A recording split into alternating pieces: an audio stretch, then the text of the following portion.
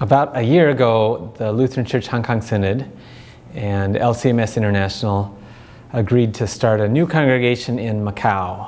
Macau is a small city about an hour west of Hong Kong.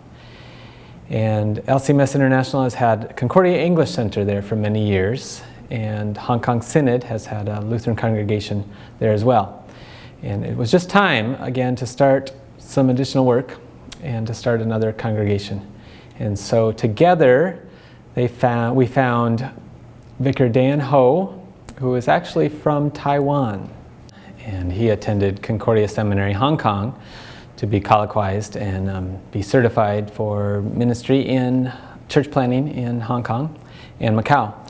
And so then last year, he traveled daily to Macau to work with the missionaries, the volunteers, and the local people at Concordia English Center in reaching out in English Bible studies and adding some additional Bible studies in Chinese for those who are interested. One of the people interested his name's Teddy. He has a Chinese name. He goes by the English name Teddy. He was recently retired from government service. And when he retired, he felt like he had less meaning in his life when he didn't have his job. So he started seeking new meaning in his life. And the more he was seeking, the more he discovered maybe the meaning he thought he had was temporary. And that's when Teddy came to Concordia English Center and the Bible schools. And he joined Vicar Ho's class on Luther's Small Catechism. This is incredible, but actually Teddy says he discovered meaning when he read the explanation to the third article of the Creed. I cannot by my own reason or strength believe in Jesus Christ, my Lord, or come to him, but the Holy Spirit has called me. And so Teddy continued to attend catechism class and will be baptized in August. He also is very interested in helping the church expand and sharing with other retired people about what he's learned in catechism class and about being connected to the congregation. So he's one of the people who's reached and is also becoming active in the mission of the church there in Macau through Concordia English Center and the partnership with the local congregation.